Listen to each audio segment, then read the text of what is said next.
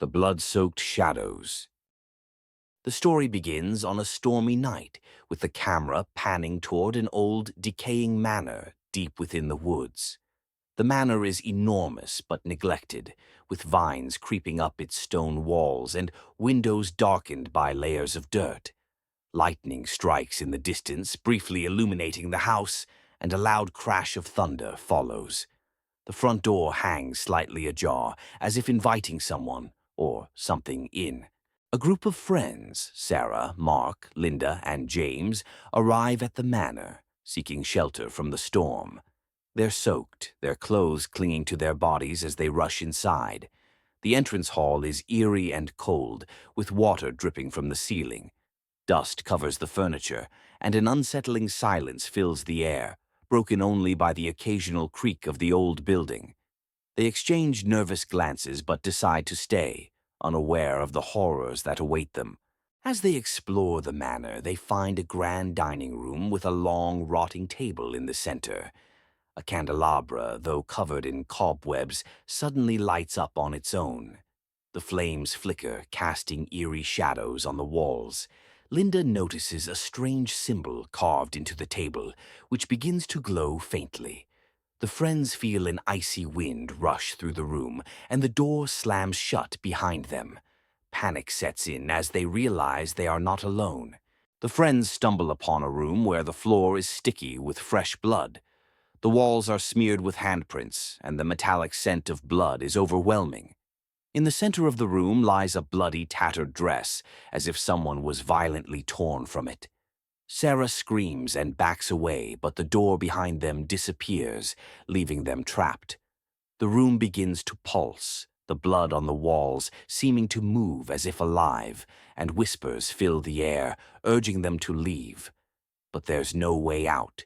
As they search for an escape, the friends are confronted by a dark, shadowy figure that materializes from the blood-soaked walls. The figure has no discernible features, just a menacing, humanoid shape with glowing red eyes. It reaches out with long, clawed hands, and the temperature drops drastically. Mark tries to confront the figure but is thrown against the wall with a force that leaves him unconscious. The shadow vanishes, leaving the others terrified and desperate. The remaining friends flee into a corridor lined with old portraits. The faces in the paintings are stern and disapproving, but as the friends pass by, the eyes in the portraits begin to follow them. The painted figures shift and move within their frames, their expressions twisting into grotesque, bloodied visages.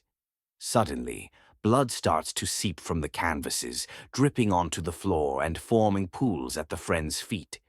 The corridor seems to stretch endlessly, trapping them in a nightmarish loop.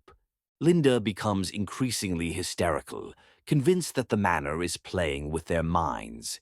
In her desperation, she lashes out at James, blaming him for leading them there. Suddenly, her eyes turn black, and her voice deepens, becoming distorted and unnatural.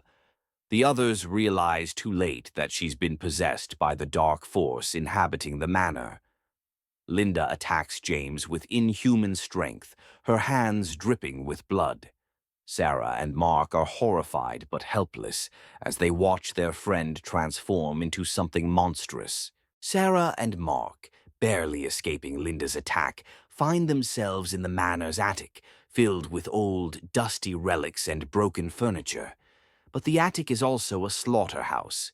Blood drips from the ceiling beams, and the floor is littered with bones and dismembered body parts. They realize the manor has claimed many victims before them. As the dark figure from before reappears, Sarah finds an old, blood-stained axe. In a desperate act of survival, she swings it at the figure, but it only seems to make it stronger. Mark, realizing that they cannot defeat the entity, decides to sacrifice himself to save Sarah. He pushes her out of the attic window, shouting for her to run as he faces the dark figure alone.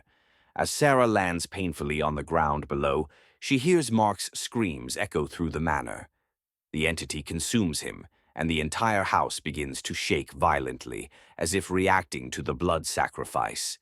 Sarah, broken and bleeding, knows she has to leave before the manor claims her too.